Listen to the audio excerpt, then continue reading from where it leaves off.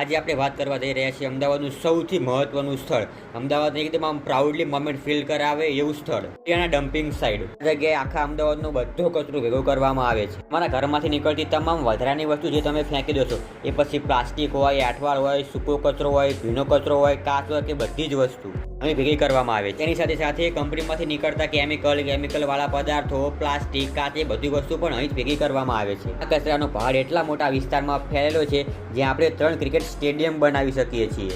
અમદાવાદમાં આપણી સરકાર ઓલિમ્પિક કરવાના વિચારો કરે છે. જે લોકો કચરાના પહાડની બાજુમાં રહે છે, લોકો પોતાનું જીવન સારી રીતે નથી જીવી શકતા, તે લોકો શ્વાસ પણ નથી લઈ શકતા. એમને શ્વાસ લેવા માટે પણ મશીનની જરૂર પડે છે.